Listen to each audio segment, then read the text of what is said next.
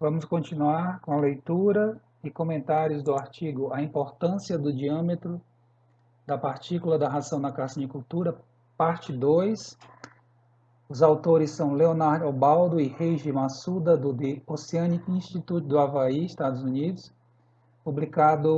artigo publicado na GAA em 2003. Tá? Vamos agora falar sobre os resultados, apresentar os resultados de desempenho zootécnico, tá? Vamos ver aqui. A tabela 1 resume os resultados de desempenho zootécnico. Vamos dar uma olhada nessa tabela. Vejam aí, temos as 6 dietas. Na verdade, é a mesma composição química, só muda o diâmetro da partícula. Foi feita inicialmente essa maior de 3, em seguida se quebrou, né, desintegrou e peneirou para a produção dos outros diâmetros, 2.6, 2.2, 1.7, 1.2 e a menor com 0.7 milímetros. Temos aí os resultados: peso final em gramas, ganho em peso semanal em gramas, fator de conversão alimentar e a sobrevivência, tá? Os camarões começaram com 0,9 gramas de peso corporal. Vejam ali o peso final, né? Variando aí de 5,3 até 5,9, não teve diferença significativa entre os tratamentos. Ganho em peso semanal variando aí de 0,55 até 0,63, tá? Gramas por semana, também não diferiu de modo significativo. O FCA entre 1,7 e 2,1, sem diferença também, e a sobrevivência variando aí de 86,5 até 90,6, tá? O que é que os autores vão falar sobre esses resultados? Vamos ver aqui, ó. As variações no desempenho do camarão não diferiram entre os tratamentos, né? Como a gente estava comentando lá, peso corporal final entre 5,3 e 5,9 gramas, ganho em peso semanal 0,55, 0,63 gramas, conversão alimentar 1,70, 2,11 e a sobrevivência 80,2 a 90,6, tá? Isso sugere que qualquer uma das dietas, qualquer um dos diâmetros de partícula poderia ser utilizado na alimentação de camarões com aproximadamente 1 grama juvenis, né? Embora a preferência deva ser dado para as rações com 2,2 milímetros ou 2,6, porque levaram a um melhor desempenho zootécnico.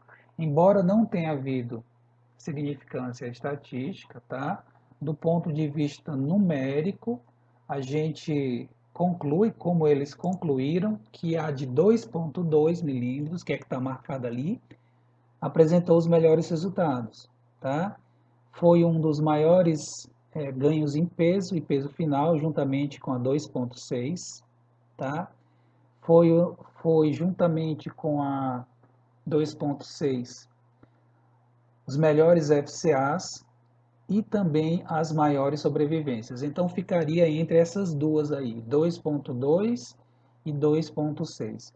Por que que a melhor opção seria a 2,2, tá? Mas antes de falar nisso, vejam, né? Fugir dos extremos, nem pegar as maiores, nem pegar a maior, no caso a 3, nem pegar as menores, com menores diâmetro de partículas, 0,7 e 1,2 milímetros. Vamos ver o que é que temos para discutir.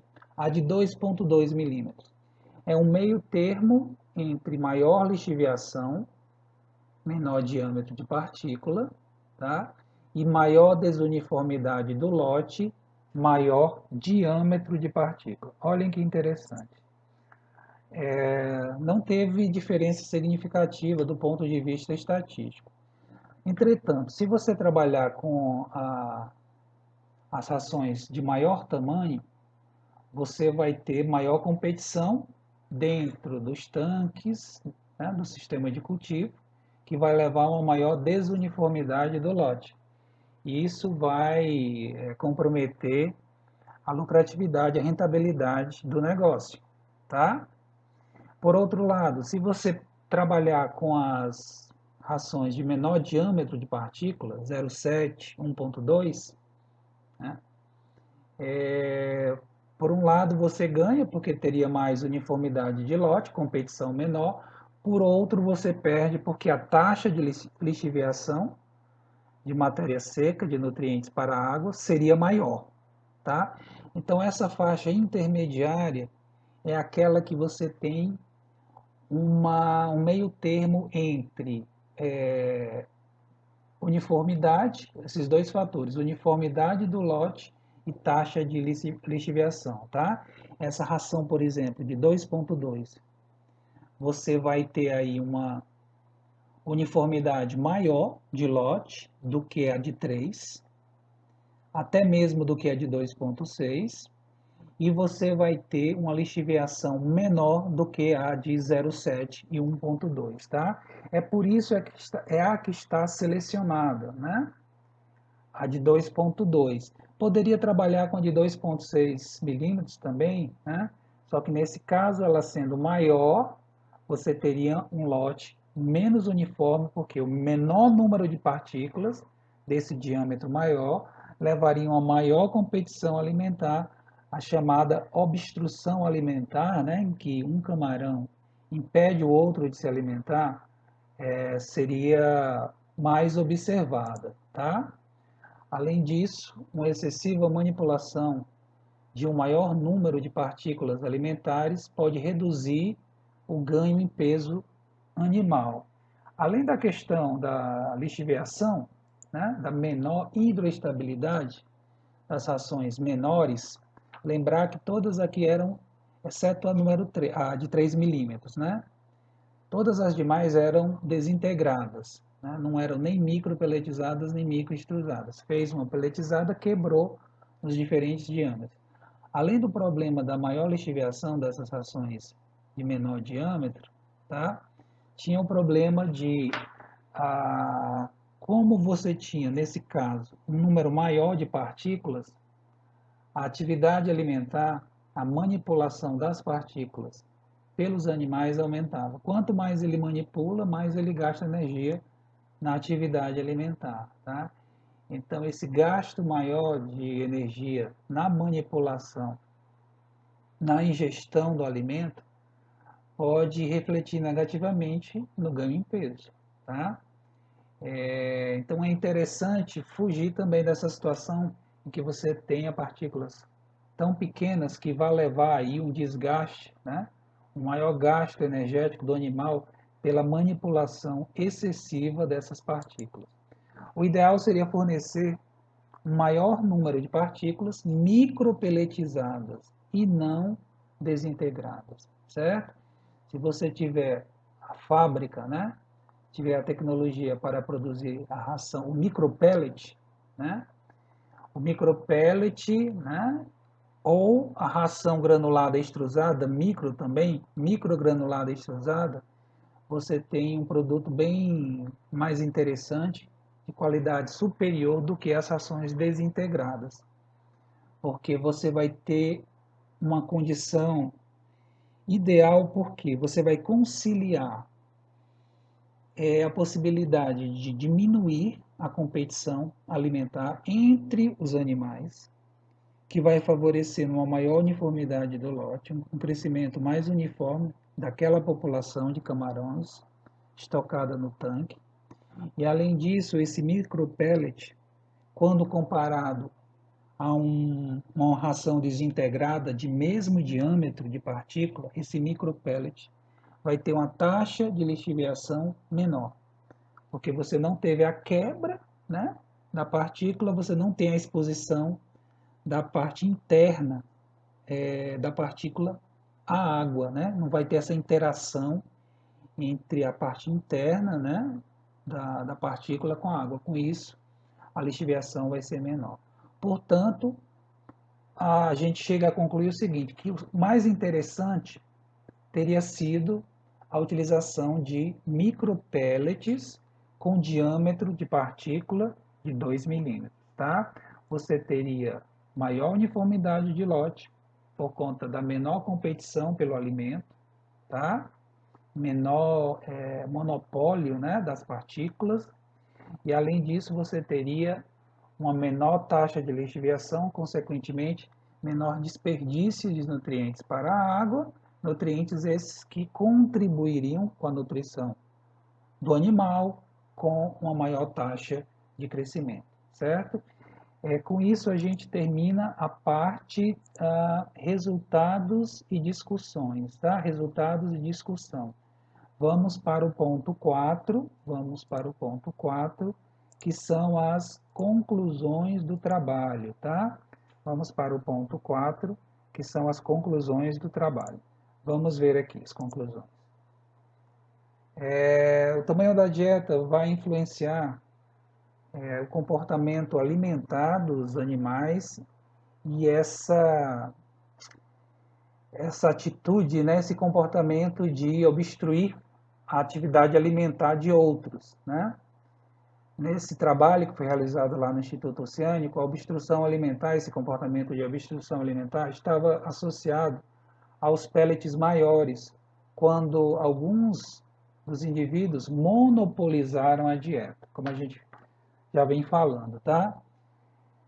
A situação teria sido ainda pior, né, em termos de desempenho zootécnico, se os camarões não tivessem sido alimentados até a saciedade, como aconteceu no trabalho.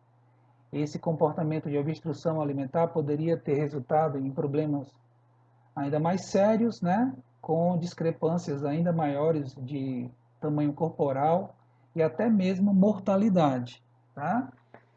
Então, se eles não tivessem tido esse cuidado, né, decidido pela alimentação até a saciedade, provavelmente as diferenças de desempenho teriam sido significativas entre os tratamentos.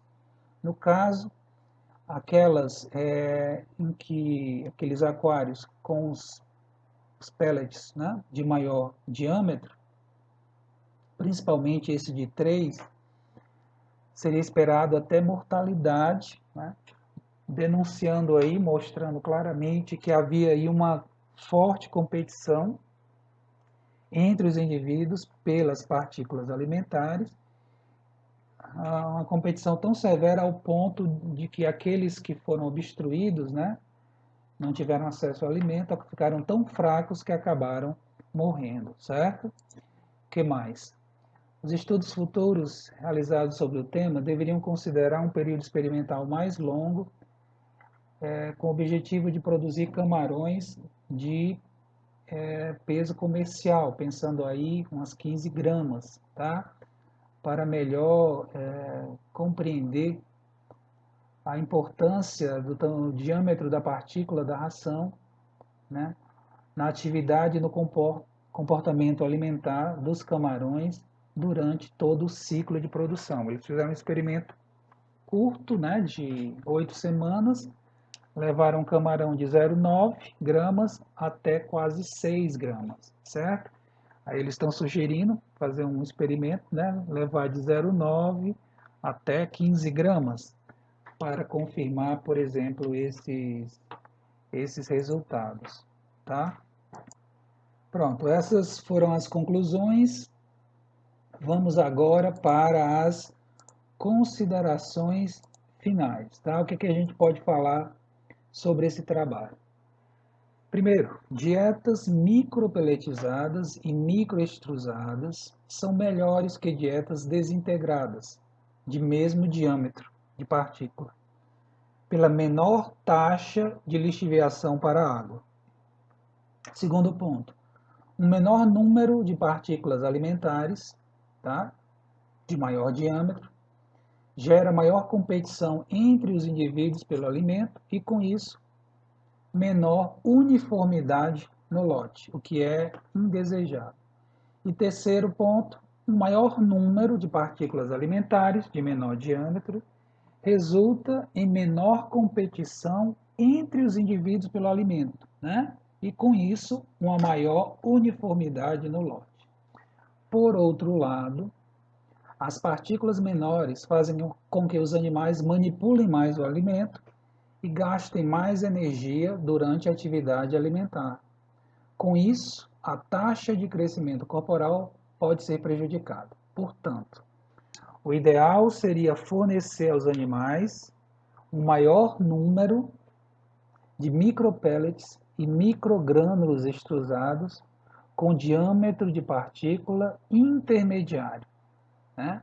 Isso pode ser comprovado em novas pesquisas que se faça sobre esse tema, tá, pessoal? Interessantíssimo, né? O trabalho muito prático, mostrando aí que você tem que fazer uma certa um certo meio termo aí, né, um certo acordo entre fatores opostos, né, no seguinte sentido: quando você se afasta muito desse campo intermediário, você ganha por um lado, mas perde por outro.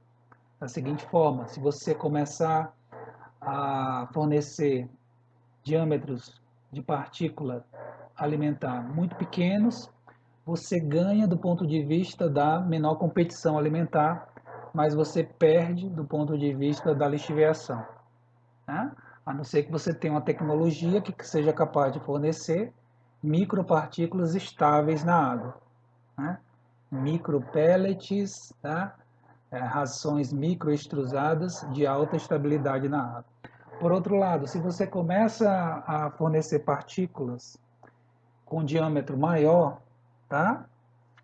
Você ganha do ponto de vista porque você vai ter uma maior estabilidade na água, tá? Maior estabilidade é mais fácil garantir a estabilidade de partículas maiores, certo?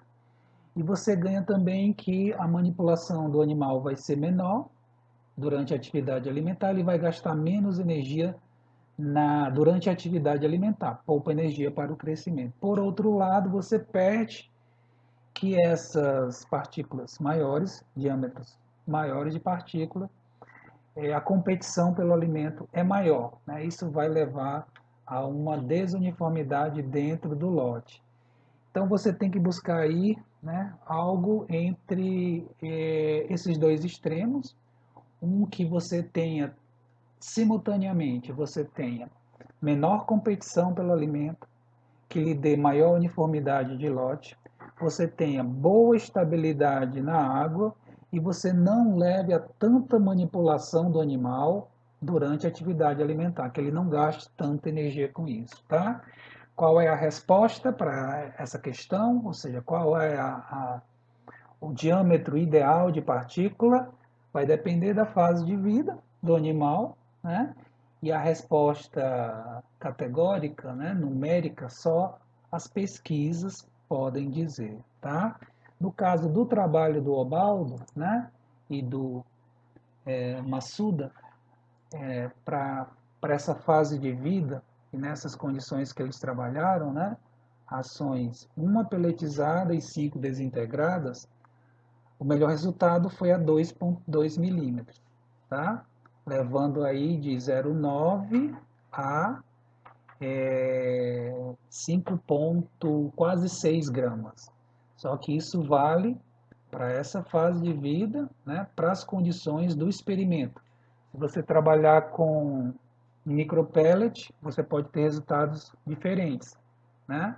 Se você trabalhar com a ração micropelletizada, microextrusada, você pode ter resultados diferentes, né? Então, de tal forma que isso é importante, né, ser levado em consideração, porque como é bastante reconhecido por todos do meio, né, da nutrição aqua, não basta você caprichar na fórmula, né, nos ingredientes, na fabricação da ração. O manejo alimentar, né, no que se refere aí às características físicas do alimento e a distribuição desse alimento, tem impacto e influência enorme sobre o resultado, sobre o consumo alimentar e, consequentemente, o desempenho animal. Tá, pessoal? Era isso o artigo. Vamos concluindo por aqui. Quero agradecer a todos pela audiência, tá? Pela escuta. Desejo paz e saúde, tá? Que possamos ser vacinados o quanto antes, né? Obrigado, até a próxima. Um abraço, pessoal.